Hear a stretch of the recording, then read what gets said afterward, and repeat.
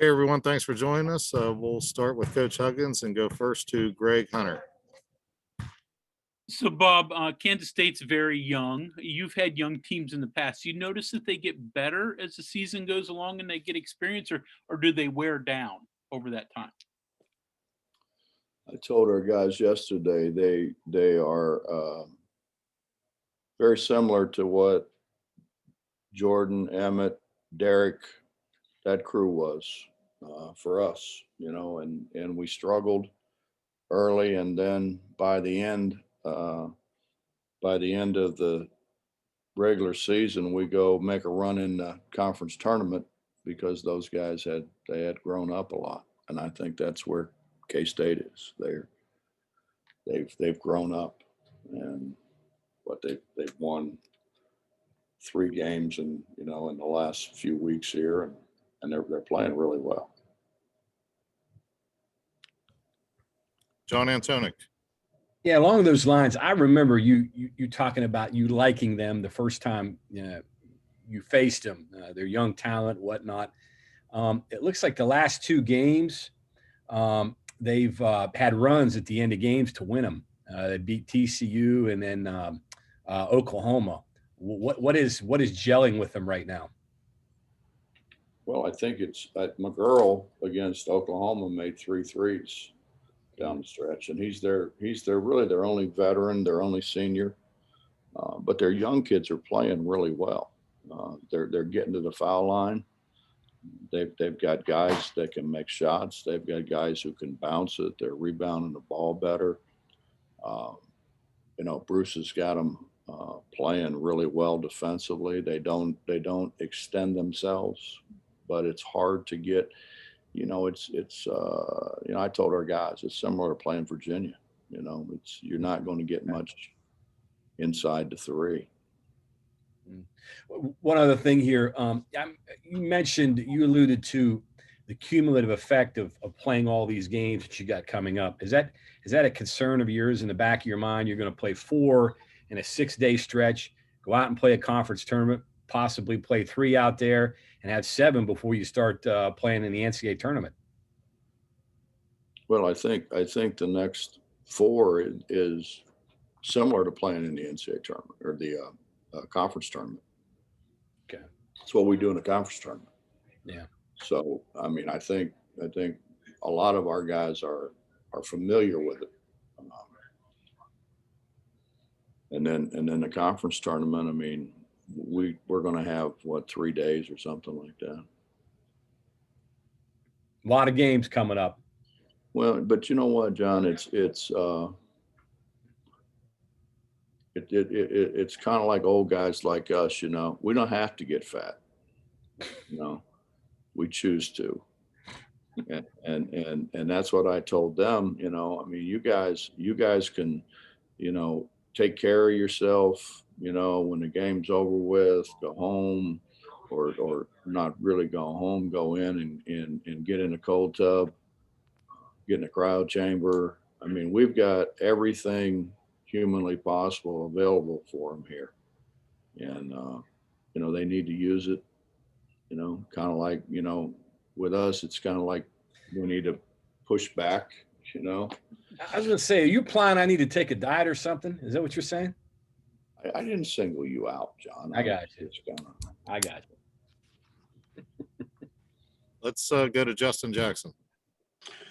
Hey, Coach. Kind of along the lines there of K-State, the first time you guys played them, obviously Pack, I think, was out with COVID, and he's a freshman, young kid, kind of playing pretty well now. Just with him back in their lineup, how does that change scouting, or maybe just the way you see K-State? Well, he can make shots. I mean, he's a shot maker, and he can shoot it off the bounce. He can shoot it off the catch. He shoots it with range. He's good at driving it to the basket, not finishing at the rim, but stopping before he gets swallowed up with size and getting the ball over top of people. He's a really, really good looking freshman. I really like the kid. Back to Greg. So Bob, you mentioned, the fatigue can be a problem when you're playing this many games in this many days, unless they take care of themselves. What about scouting? I mean, getting the scouting report in, understanding it when you really only have one day between games. How difficult is that?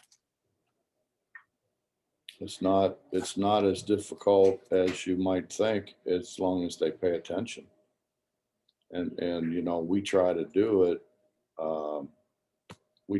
We try to do it to where they're going to watch film. All right. We're going to have them watch games. We're going to talk about it. And then we're going to go on the floor and walk through it, or in the ballroom, or, wherever. We've done it on playgrounds before.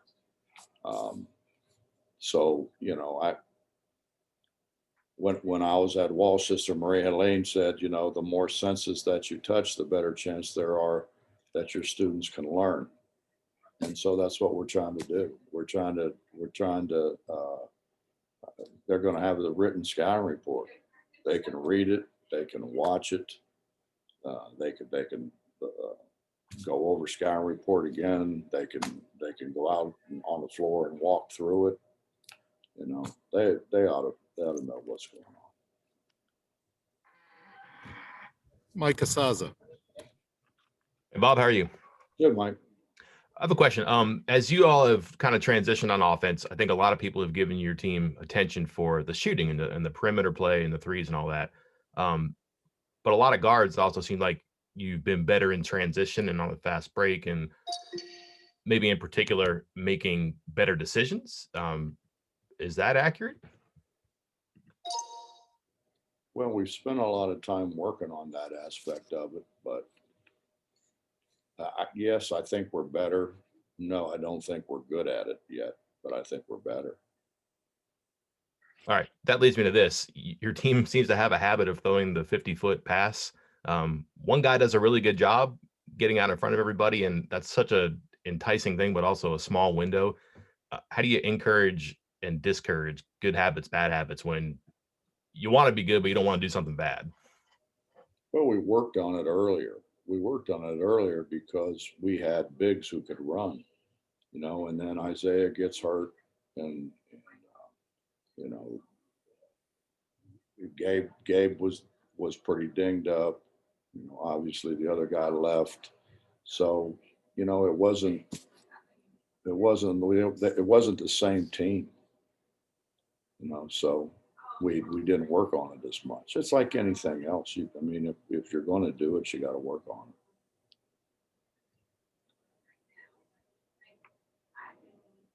it. Is that easier to work on now? It's different, I get that, but it just seems like this is something that this crew could probably do maybe better than bigger guys running. The problem now, Mike, is I don't want to be out there for 3 hours with them. I want to cover what we really need to cover and get them off the floor.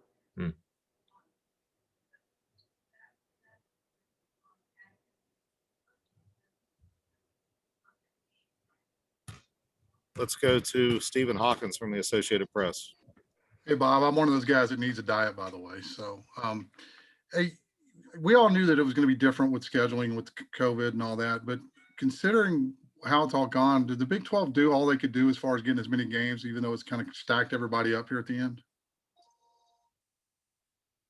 I can only speak for us. I don't know what, I haven't paid it that much attention really to what other people have done. I mean, obviously, Kansas has played virtually all their games. I think they've got Baylor left and they're done. So, I mean, they've obviously done a really good job of managing it, and I don't think they've had an outbreak. So I'm sure that adds into it. Did the conference do a good job? I mean, it's, it'd have been hard for anybody to do better, I think, in light of everything that's happened, because I think everybody other than Kansas has been affected. Yeah, with Baylor coming off a 3-week pause and losing all the games, and they can only get a maximum of 14 conference games. I mean, they've taken care of their business and won every game. Is it fair that they could win the title, or is it, we all knew what was going to happen, and if they take care of business, they take care of business, or how do you view that? That they could play 4 less games than everybody else, or 3 or 4 less games? Yeah, and I bet, you know, 4 games, it kind of depends on who they're with too. You know, some people for them would be easier than others. You know, I don't know. I just think it's been, you know, I told our guys at the beginning of the year that the teams that are going to be successful are the teams that manage this situation the best, which means, you know, don't go downtown to a bar, you know, don't go to a frat party. Don't, you know, if you open the door to a restaurant and it's packed, people elbow to elbow, don't do that, you know, and they have been really, really good with it, you know, and we still had guys. And, you know, Derek doesn't go out. Derek's in his apartment. If he's not here, he's in his apartment or at home with his mother. And, you know, he still got it. You know, I'm like, where were you? He said, Coach, same thing that I always do. You know, I went back to my place, you know. I don't know. Well, you know, I mean, obviously they're college kids. They have girlfriends, you know. But I don't know how you tell them for a 3 or 4 month period, lock yourself in your room and don't see anybody. You know, you can't do that. And that's about the only thing you can do to keep from getting it. I got it. I never went out, never went around anybody. They said I had it. I don't know if I had it or not, but I never had a symptom. Yeah. All right. Well, thanks, Bob. Appreciate it. Mm-hmm. Let's go back to Justin.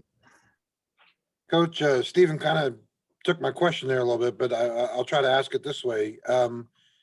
Hypothetically here, obviously, like you said, Baylor's going to play less games. If they drop a couple down the stretch, you guys end up with maybe more wins than Baylor. Would you have a problem with Baylor still being the #1 seed in the conference tournament? Well, my understanding is the conference championship, it's going to be on a percentage. Right. It's all percentage. And if they have the highest percentage, then, you know, Justin, I would feel different about it if you kind of feel like they were able to pick and choose who they were going to play and not play. But obviously that didn't happen. So, you know, I mean, I don't, if they have the highest percentage, they should be the league champion. I guess, you know, and I certainly understand that. You, in that sense, you get rewarded for playing less games if it's by percentages. Well, that or if My argument is that, or Justin, if we'd made a couple free throws down the stretch against Texas, or we'd made a couple like really easy shots against Oklahoma, we wouldn't have to worry about any of that. Those were 2 games that we had right there to win, and we didn't finish it.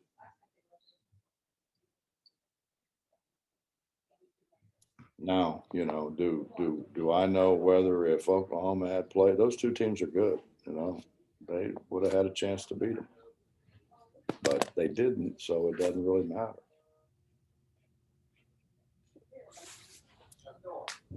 Reminder, if you have a question, please use your raised hand. We'll go back to John. You talked about after the TCU game, getting Deuce off his feet a little bit. Were you able to do that? And how is he doing right now? Yeah, we have. He's a little dinged up, but he'll be fine.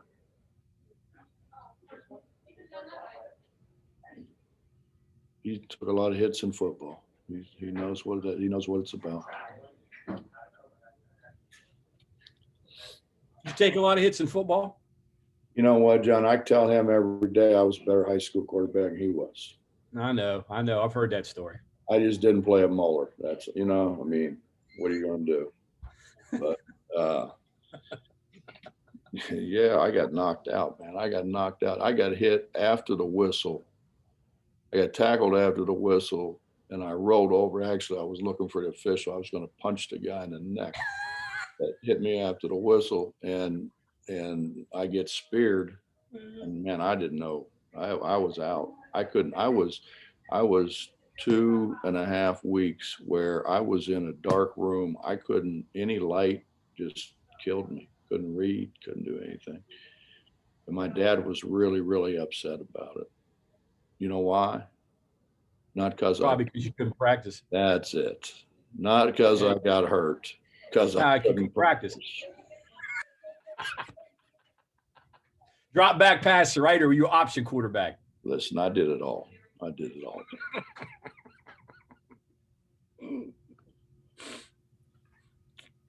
Obviously, there's no tapes of any of that. Go to Greg. Hey, Bob, fish fry tonight, I guess. You want to make a couple comments about tonight and just what that's meant to you? Well, excited about it. You know, it started out, we had a roast, and then that kind of was a pain because, you know, if you have a roast, then they expect you to come back to their fundraiser. So to do a roast, if you have like what I have, 8 or 9 guys, now you got to travel 8 or 9 more times when you really, it's not, I'd love when I get there, but I hate to travel to get there, as do they, you know. So the fish fry just seemed like a better option. And I got it from Kansas State. Kansas State they had endowed 2 scholarships, 2 basketball scholarships, and all the guys did was go out in the farm ponds and, you know, the lakes and stuff, and they caught fish and they took them home and they cleaned them and they froze them, and then they brought them in and they had this big fish fry, and they made enough money to endow 2 scholarships over the years. So I thought that's a pretty good idea, have a fish fry. That's how it started.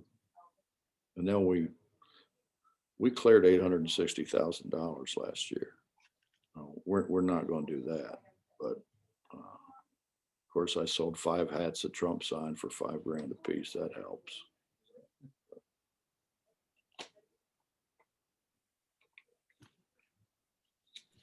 Coach, I think that's all the questions for today. Appreciate your time. Mess, I think everybody would be interested in knowing, I mean, April cut your hair or did you go to the barber? Time to mute you. Time to mute. My wife cuts mine. I'm not ashamed of it. Appreciate it, Coach. Talk to you tomorrow. See you, Mess. Stand by for student athletes, everyone.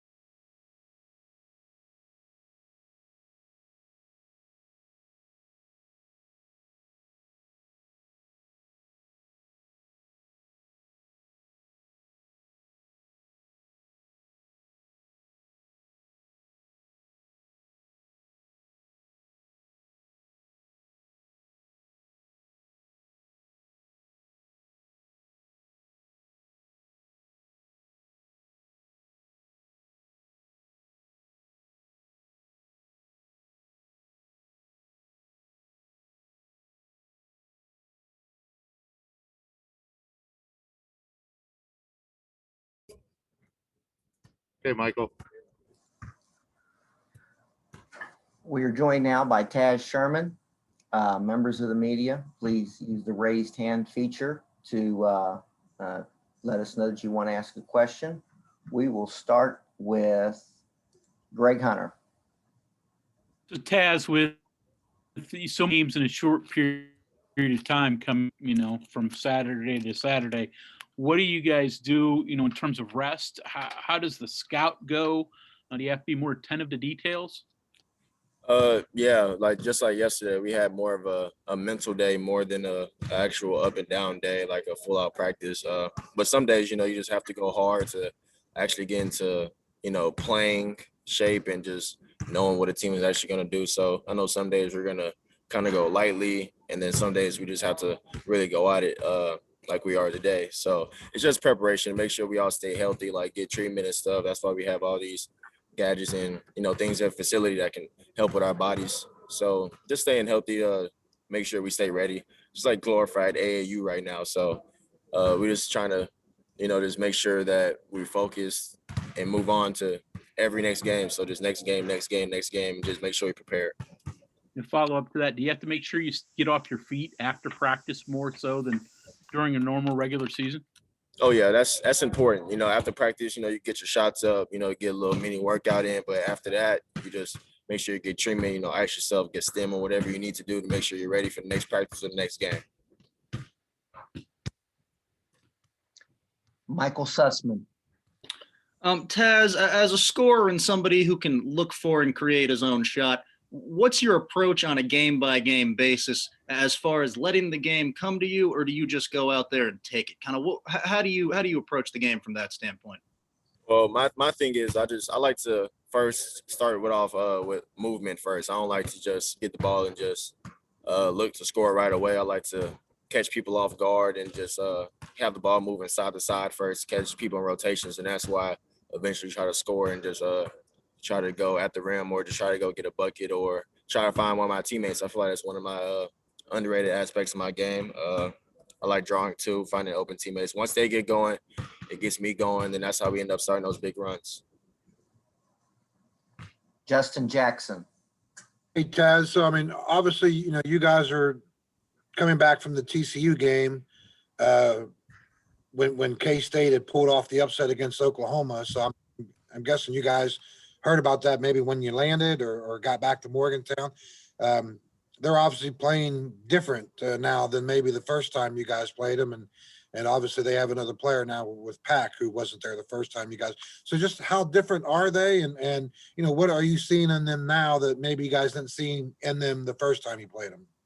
Well, them adding Pack back just adds another ball handler, somebody that's actually comfortable handling the ball, even though he's a freshman. So he's comfortable handling the ball, but I feel like we can kind of speed him up a little bit. But he adds a different aspect to their game, just adding range and able to shoot the ball from the point guard position. Now you have to worry about him and McNeil both shooting the ball, and they're going to get a lot of touches. So we, focusing heavily towards them and trying to make sure that, they don't have their averages, at least holding below their average, and then we'll have a good defensive day. Did that catch you guys off guard when you found out that they had upset Oklahoma? At this point, nothing catches me off guard anymore. You see a lot of upsets. You see a lot of top 10 teams losing. So nothing catches me off guard anymore. It's just more so, they played good. Us and them are I think the two hottest teams in the Big 12 right now, other than Baylor, in terms of just consecutive games winning. And we can't take them lightly. This is a Power 5 conference. This is a big game. Every game that we play from now on is a big game. So we got to attack each game with that mindset. Back to Greg Hunter. As you started games this year, you've come off the bench a lot. And just the difference mindset maybe wise between the two. You've been successful at both. So, and do you like one better than the other? I don't really like one more than the other particularly. The difference is in between the both. I think starting allows me to bring energy out the gate sometimes that we lack, and sometimes off the bench I can bring the energy off the bench too. If we lack energy in the starting five, then I can be that sixth man to bring that energy back up. But contrasting with that, comparing it with starting, you can just create the energy from the jump. You don't have to wait for nobody to create the energy for you. So there's positives to both of them. There's really no negatives because it's all about minutes. Are you in the game at the end of the game? Are you getting minutes? And starting and being on the bench never really mattered to me. It's all about the minutes. Our next question comes from Ryan Pritt. Hey, Taz, just wondering, after the TCU game, you brought up your guys' national seeding projections a little bit. I was just kind of wondering, as a player at this time of the year, how often do you check on that? Is that something you guys talk about? And does that kind of serve as some extra motivation over the next week? Oh, yeah, we talk about it all the time. Just like how we was watching the Iowa game last night, and in our group chat, Emmett texted. He was like, bro, a lot of top teams are losing. This is our chance to be a number one seed. So, we just talk about stuff like that all the time. We try and get the highest rank possible. Again, I think we're like a 3. We can possibly get up to 2 of these 4 games and, possibly even a 1 seed. So we just keep going. We don't really focus on it too heavily, but, at the end of the day, we know that it's a possibility that we can get to the top seed. So we're aiming for that for sure.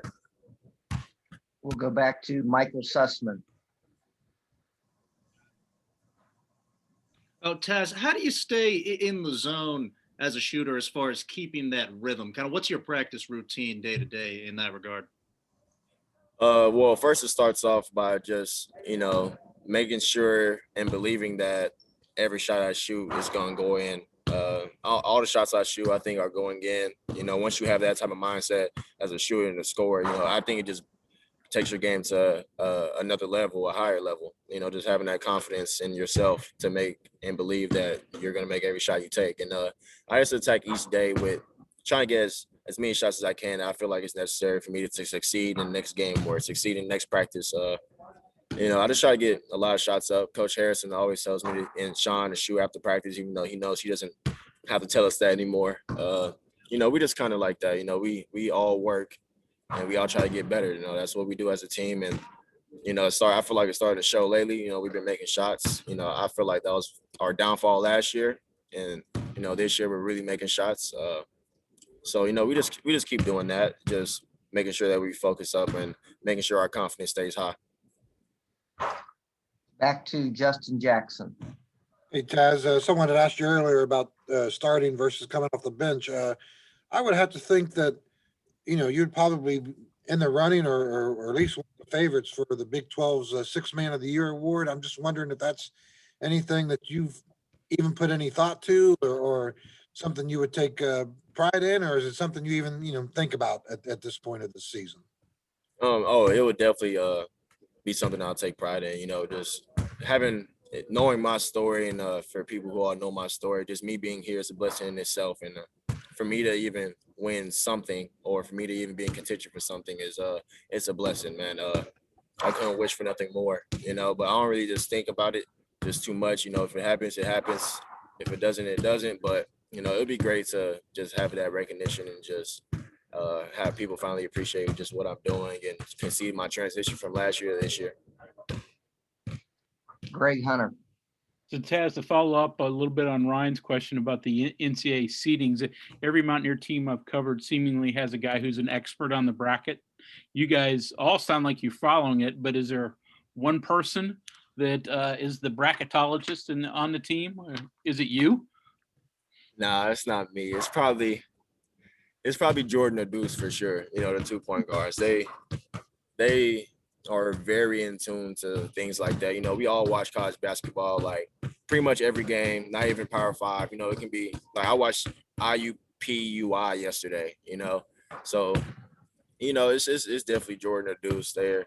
Their two minds are just super great. Their IQ is just super great for the game. And, they pay attention to stuff like that. But we always talk about seedings and just trying to be as a high seed as, we possibly can. And, they do a great job just talking to us and just having conversations about what we need to do to be a top seed or who lost and, where we could be placed at. So, yeah, we all pretty much talk about, I think Jordan and Deuce definitely got me beat in the bracketology department. Any other questions for Taz? Okay, sir. Thank you very much.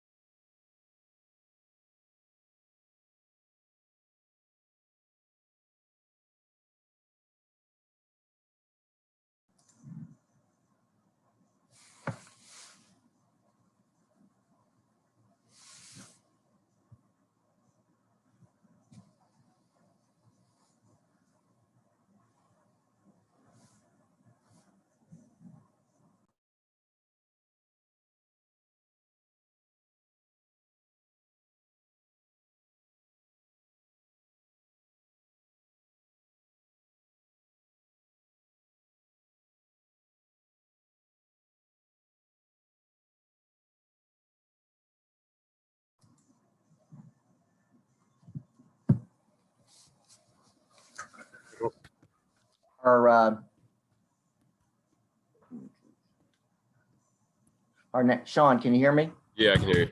Okay.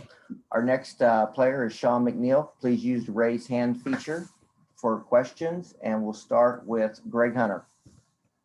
So Sean, talked to Taz about the NCAA tournament. Obviously, the Big 12 tournament's coming up. Can players get caught up too much in that and not the task at hand and just worrying about the next game? Not at all. Yeah, we definitely got to stay focused on who we're playing next, and that's Kansas State. Can't overlook any team. I think we've kind of done that a few times this season, but especially in the Big 12 in this league, anybody can beat anybody on any given night. So we're definitely focused on Kansas State right now. Our next question is from Chuck Landon. Hey, Sean, I was talking to an old buddy of yours about you the other day, Andrew Taylor. Yeah. Tell me about your all's days together. Andrew, I think, is a year younger than I am. That's what he said. He played AAU with my younger brother. I mean, we were actually in the same organization. So I think I might have played with Andrew. He might have played up. We might have played together for a few tournaments or something like that. Super talented. I know that he's got a little different story himself. But I've seen that he's having success as well. He's a great player. Probably one of the hardest working guys I've ever seen. So credit to him. I know he says every time he'll be watching Baylor for sure. He says every time he gets a chance to watch West Virginia, he watches so he can watch you play. Good. I'm glad to hear that. Thanks. Thank you. Thanks a lot, Sean. Our next question is from Michael Sussman. Sean, what do you see from Kansas State, and what are some keys going to be for you as far as attacking offensively against them? They're one of the hottest teams in the Big 12 right now. They just beat an Oklahoma team that beat us twice. So they're not the same team that we played a couple weeks ago. We've got to come prepared. More so, I think, defensively than we do offensively. Because I think that we've kind of proved that our offense will take care of itself, especially if we get ourselves going on the defensive end. But for myself in particular, I'm just going to let the game come to me, kind of what I've been doing here lately. Not force anything, just take what the defense gives me. Justin Jackson. Hey, Sean, when you guys left TCU the other night, I think you guys are still in fourth place in the standings. And then as you guys are in the air, like you said, Kansas State beats Oklahoma, Texas beats Kansas in overtime. So all of a sudden, when you guys get back to Morgantown, you're in second place. Obviously, March is coming up, and and for so many basketball fans, they get excited for certain reasons. But obviously, you're doing this live as a player. What's this time of year mean to you? And, when you see stuff like that, teams jumping up and down the standings and, getting ready for March and that kind of stuff. Yeah, that's why people love this time of year so much, is because, especially February and March, anybody can beat anybody. It's just an exciting time of the year. For me, it's my favorite time of the year, tournament time. And I can say the same for this group of guys here. We're all excited, especially with what's happening in the league right now. We move up to second. We got 4 games at home here, so we're head over heels. We're excited. Back to Greg Hunter. So Sean, the postseason last year obviously was canceled, and reasons for it are well known. Do you feel though that you got cheated out of the opportunity to play in the Big 12 and the NCAA tournament? I wouldn't say we got cheated, just because of how serious this COVID stuff is. But yeah, we were definitely disappointed. We're kind of coming for something that we got, something that didn't happen last year. Just a crazy time. But yeah, we're hungry. So we got 4 games here left in the regular season. We're going to take care of business and then go to Kansas City and try to win us a conference championship. Chuck Landon. Sean, what's it feel like? I'll watch you and you all of a sudden you'll feel like to be in a zone like that. Could you repeat that? I'm sorry, it cut out. When you get on a hot streak and you make 3 or 4 threes in a row, what's it feel like to be in a zone like that? It's better now, more that we're kind of getting some fans in arenas and stuff to kind of feed off the crowd and stuff like that. But no, it's good. It's just confidence. It helps me kind of, when I see one go in, the basket just kind of seems like it's getting bigger and bigger. And then, I just kind of continue to shoot the ball, look to score. But at the same time, look for my teammates, try to facilitate, just make the right play. Next question from Justin Jackson. Hey, Sean, kind of off that, just from watching you over the course of the year, when you get on a hot streak, sometimes you'll have the tendency to shoot from further and further out. I'm just wondering, do you notice where you're shooting from out on the floor? And then maybe the next day when you go and watch it on film and you see actually how far back you were, does it catch your eye or surprise you at all that, hey, I was pretty far back on that one? Sometimes, yeah. I notice the ones that I miss more than the ones I make. But no, when I see one go in, I know that I've proven that I can shoot. I don't know, kind of as soon as I cross half court. But no, it's when I see one go in, it's just kind of boosts my confidence, my self-esteem, and then who knows where the next one could go from. That's just how shooters kind of have to shoot. They think it's going to go in no matter where you are. So that's kind of my mentality about it. Any other questions for Sean? Please raise your hand. Okay, Sean, thank you for your time. Thank you. Members of the media, that concludes our Zoom session for today. Reminder, Kansas State game tomorrow at 4 p.m. Thank you all.